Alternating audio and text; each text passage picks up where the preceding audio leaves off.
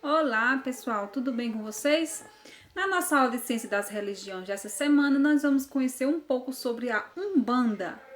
Quem de vocês já ouviu falar sobre a religião Umbanda? Ela é uma religião popularmente conhecida, a gente ouve muito falar. Afinal de contas, a Umbanda, ela é uma religião brasileira, né? Ela foi fundada no Brasil. Então, ela termina que ela é mais popular por ser uma religião nossa, né, nacional do nosso país. Então, ela é bastante conhecida, a gente sempre ouve muito falar, né? Eu acredito que vocês já devem ter ouvido falar a respeito. A Umbanda, ela assim, ela tem ela é muito comparada ao Candomblé porque ela tem algumas semelhanças, sim. Mas assim, a Umbanda, ela tem esse misto, né, do Candomblé, do catolicismo, do espiritismo. Do Candomblé é sobre a questão dos rituais, né, que existe aqueles rituais com os orixás, né, que são que os seguidores da Umbanda, eles têm aqueles orixás como protetores, tipo como no catolicismo tem aquela crença nos santos, né? No catolicismo existe aquela crença com os santos e no candomblé existe a crença com os orixás, que então a Umbanda tem essa parte também dessa crença nos orixás. O que tem de semelhante com o catolicismo tem essa questão também. E os santos, porque dentro da Umbanda eles têm também alguns santos que fazem parte da religião deles, né? Um dos mais conhecidos é o São Jorge, né? Quem já ouviu falar, já pesquisou sobre a Umbanda ou já teve a oportunidade de conhecer um pouco mais a fundo, acredito que já deve ter visto que a imagem de São Jorge sempre está presente, né? Nas reuniões, nos centros, né, de reunião da Umbanda, ou até mesmo nos terreiros, que são popularmente conhecidos assim. E o que tem de semelhança que puxa do espiritismo é essa questão que vem também, que se assemelha do candomblé, né, que é a questão dos orixás, porque o espiritismo, ele é denominado espiritismo por causa dos espíritos, né, dos seres de outro mundo. Então tem isso também, porque dentro da Umbanda tem aqueles rituais em que eles evocam esses espíritos, né, para poder buscar respostas às suas perguntas, buscar até curas, né, que tem muitos casos e quem acredita mesmo, quem segue a religião, segue essa crença, então eles acreditam fielmente que podem obter curas nesses rituais que eles fazem. Então, assim, é uma religião bastante assim, cheia de curiosidades, que até eu busquei pesquisar bastante coisas, até o texto de vocês é um pouquinho maior do que o normal, que eu venho fazendo, né, ultimamente, mas porque é uma religião que ela tem muitas curiosidades. Então, assim, eu busquei ver se eu encontrava o máximo de informação para passar para vocês a respeito, né? Porque, assim, fala bastante aí sobre a questão da fraternidade, que é uma religião fundamentada na obediência aos ensinamentos básicos dos valores humanos, como a fraternidade, a caridade e o respeito ao próximo, né? Então é uma religião que prega a união entre os povos, né? Eles buscam isso, né? E sempre ajudar uns aos outros, né? E sempre estão buscando o melhor, não só para si, mas para o outro também. Então aqui tem a parte sobre os rituais, né? Os rituais da Umbanda visam evocar o orixá ancestral e toda sua hierarquia composta por orixás menores, guias e protetores.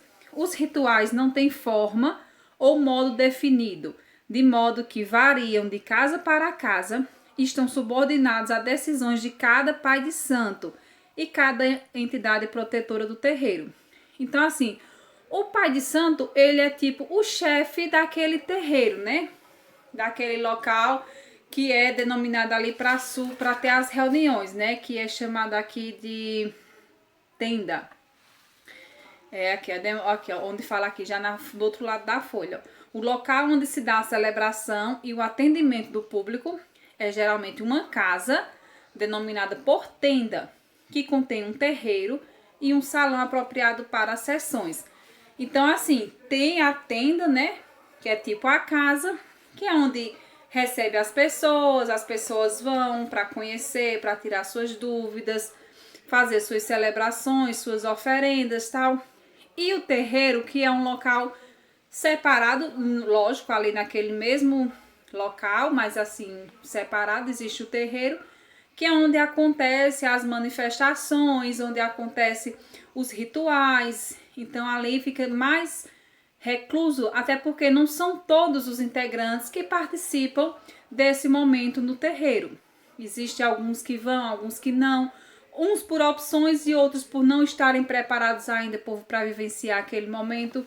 Eu nunca presenciei, eu nunca vi, assim, eu conheço de ouvir falar, pelo que eu estudei a respeito, mas assim, não é todo mundo que está preparado para ver, porque dizem que tem cenas muito fortes, porque naquele momento em que falam que os espíritos eles vêm e eles entram no corpo, né, daquela pessoa que está ali, porque existe as pessoas preparadas para receber aquela entidade que vai, como diz, baixar ali, né, o famoso baixar o santo, né, que a gente ouve muito falar, né, baixou o santo, mais ou menos isso é uma gíria, um modo de falar mais coloquial, né, mas ali é quando a entidade vem e entra naquele corpo, porque a entidade é um espírito.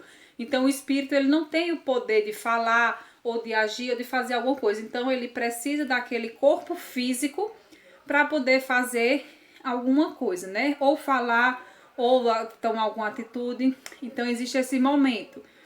Mas aí não é todo mundo que está preparado psicologicamente para ver. Então mesmo os seguidores da religião, eles têm um certo tempo para poder participar desse momento também, né? Mas assim, para quem crê na religião, né? Cada um tem suas crenças. É uma religião muito forte, realmente ela é muito forte porque ela mexe com muita coisa, mexe com a espiritualidade, mexe com o psicológico. Então assim, o seguidor dessa religião, ela tem que ser uma pessoa bem preparada, uma pessoa preparada psicologicamente para poder segui-la, né? Porque são muitas coisas assim que acontecem dentro da religião. Então, assim, uma pessoa de espírito mais fraco, uma pessoa assim mais nervosa, tal, por exemplo, não é assim muito adequado presenciar, principalmente essa questão dos rituais, por serem serem momentos mais fortes, né? Mas é muito assim, tem muita coisa para se conhecer e para se estudar.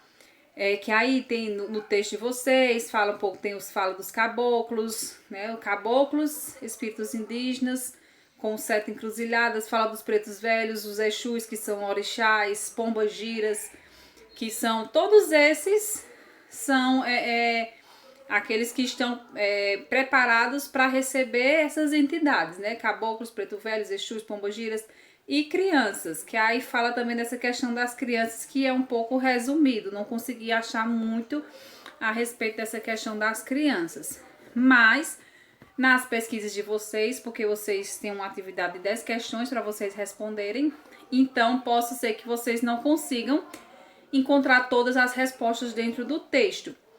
Então o que vocês conseguirem achar dentro do texto, vocês vão respondendo, e o que vocês não conseguirem, vocês podem pesquisar na internet. Agora no finalzinho eu vou colocar um videozinho curto, só falando mais um pouquinho a respeito, só para poder dar mais uma esclarecida a respeito do assunto, tá certo? Quando finalizar o vídeo, aí vocês já vão fazendo logo a atividade, porque vocês vão estar com a mente bem fresca a respeito do assunto, tá certo? Prestem bastante atenção no vídeo. Se formos comparar a Umbanda com as outras, uma coisa é certa, ela é uma religião extremamente nova.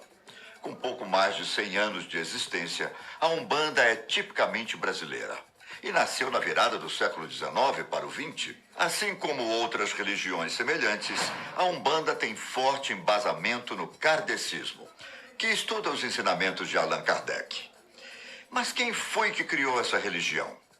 A gente sabe muito bem como surgiu a religião católica, a protestante, mas eu aposto que na escola nunca te ensinaram nada sobre a Umbanda. Então vamos lá. Segundo as nossas pesquisas, feitas na internet, tudo começou no final do ano 1908, no Rio de Janeiro, quando um rapaz chamado Zélio Fernandino de Moraes estava se preparando para ingressar na Marinha. Esse era o sonho de muitos jovens da época, mas por algum motivo, Zélio começou a passar por alguns acontecimentos fora do normal. Ele começou a adotar o comportamento de um velho, dizendo palavras estranhas. Sua família, preocupada com o que estava acontecendo, resolveu levar Zélio para um médico. Também assustado com a situação, o médico aconselhou a família a levá-lo em um padre, pois o que estava acontecendo com ele parecia ser coisa do mundo sobrenatural. E de fato era. Só que, em vez de levá-lo a um padre católico, a família achou melhor levá-lo a um centro espírita. No centro, os médiuns conseguiram identificar a incorporação de um espírito. No meio da sessão, Zélio, enquanto estava incorporado, teria saído para buscar uma rosa branca. Ao voltar, muitos outros médiuns que estavam na sessão receberam outros espíritos. A entidade de Zélio então resolveu se identificar, dizendo que era o Caboclo das Sete Encruzilhadas e que voltaria no outro dia na casa de Zélio, onde poderia ser escutado e aceito. Pois bem, no dia seguinte, as pessoas que simpatizavam com o espiritismo e alguns curiosos, é claro, foram até a casa de Zélio. Às 20 horas da noite, o Caboclo das Sete Encruzilhadas apareceu para criar uma nova religião, que era baseada nos valores cristãos, que todo mundo já conhecia, mas principalmente no amor ao próximo e na caridade. E foi aí que começou a história da Umbanda. A religião teria como líderes os espíritos dos sábios pretos velhos e caboclos, e daria preferência para atender os mais necessitados, sem pedir nada em troca. Além de definir quais eram os valores dessa religião, foi o caboclo quem definiu que todos os médiuns deveriam usar roupas brancas, em locais que eram dirigidos por pessoas que seguiam os preceitos de Jesus Cristo. Mas afinal, podemos considerar a Umbanda uma religião cristã? Na verdade, há muitas divergências sobre esse assunto. Enquanto os umbandistas acreditam em Cristo e até seguem seus ensinamentos, eles também seguem os ensinamentos de outros sábios de forma harmônica. Ou seja, seguir os valores de um não impede de também seguir os valores do outro. Para os umbandistas, Jesus é a moral, considerado um norte comportamental. A história da vida de Jesus serve para nos espelharmos, pois são as suas manifestações de amor que devem servir como exemplo. Por isso, em muitos terreiros, ele está representado de braços abertos e no lugar mais alto do congá, o altar do terreiro. Além de Jesus, em que mais os umbandistas acreditam? Essa é uma dúvida muito comum entre as pessoas. Então, eu vou tentar ser o mais detalhista possível. Para começar, Umbanda é uma religião monoteísta, ou seja, eles acreditam que existe apenas um Deus que é chamado de nomes diferentes nos terreiros. Em alguns casos, ele é chamado de Olorum, em outros Tupã, Zambi e até Olodumarei. Mas, independentemente do nome, Deus é apenas um, o que criou todo o universo, que deu origem a tudo e a todos, e está presente em todo lugar. Aí vem os orixás, que, de uma maneira muito simplificada, são as virtudes do Criador, individualizadas e manifestadas por meio dessas divindades. Para deixar mais claro, se formos fazer uma comparação com o catolicismo, é como se os orixás fossem os santos. Deu para entender melhor agora? Então, alguns dos orixás encontrados na Umbanda são Oxalá, Xangô, Iemanjá, Ogum, Oxóssi, Oxum, Iansã, Omolu e Nanã. Além dos orixás, outras entidades também se manifestam nos cultos. Os caboclos, por exemplo, geralmente são espíritos de índios que têm como objetivo ajudar pessoas com problemas de saúde. Os chamados pretos velhos São pessoas que foram trazidas da África para serem escravas no Brasil. Apesar de terem sofrido muito quando estavam vivas, essas entidades são consideradas espíritos evoluídos, que dão bons conselhos para quem também procura evolução. Já os baianos são pessoas que viveram na Bahia, mas que optaram por serem guias e ajudar quem precisa, tendo foco no emprego, saúde e força moral. Os erês são espíritos de criança, que estão sempre rindo e brincando. Essas entidades têm fama de consolar os aflitos, pais, mães, e às vezes acabam cometendo uma travessura ou outra. Ainda temos Exus e Pombagiras, que são mensageiros dos orixás. Vale destacar que Exu é o masculino e Pombagira o feminino. E é aqui que existe um grande equívoco sobre esses dois nomes. Existe um mito de que tanto Exu quanto Pombagira estejam relacionados com o demônio. Porém, é esse tipo de boato que faz muitas pessoas terem preconceito contra a religião Umbanda. Na verdade, Exus e Pombagiras nada mais são do que espíritos que já vivenciaram diversas encarnações, mas que se encontram em um estado evolucionário superior, que as permite ajudar a quem recorrer a elas. É importante deixar claro que a Umbanda tem algumas diferenças de acordo com a localidade. Então, as nossas informações não são uma verdade absoluta. Quanto aos rituais, esses são tão interessantes quanto fascinantes. Os locais para fazer os cultos são chamados de casa ou terreiro. Mas também são feitas celebrações ao ar livre, geralmente junto à natureza, como em cachoeiras ou praias. Os rituais são liderados por um pai ou mãe de santo, que também tem o dever de ensinar a doutrina Umbanda para seus discípulos. Nos rituais umbandistas, são tocados atabaques que acompanham cânticos sagrados em português, além de receberem ali incorporações por meio dos médiuns, das entidades que têm o poder de curar, aconselhar, avaliar e modificar a vida das pessoas. E por fim, eu preciso esclarecer um fato que deixa muita gente confusa. Umbanda não é a mesma coisa que Candomblé. Apesar das duas religiões serem de matriz africana, o Candomblé está mais próximo dos cultos africanos, principalmente por ter sido mais preservado e não se misturado com outras religiões. Já a Umbanda teve um sincretismo muito forte, de forma que é visível a presença de costumes do catolicismo, espiritismo, do que o próprio Candomblé. Agora que vocês já viram esse videozinho aí que eu passei agora, para complementar um pouquinho mais sobre o conhecimento de vocês a respeito, né, da Umbanda, então vocês ficam com as ideias mais esclarecidas, né? Vocês juntam o que a gente viu aqui no texto, um pouco da explicação que eu passei, e esse videozinho para complementar e vocês responderem à atividade. É uma religião bastante interessante, eu achei muito interessante, tem muitas curiosidades. É uma religião muito forte, como eu já falei, pela questão dos seus rituais.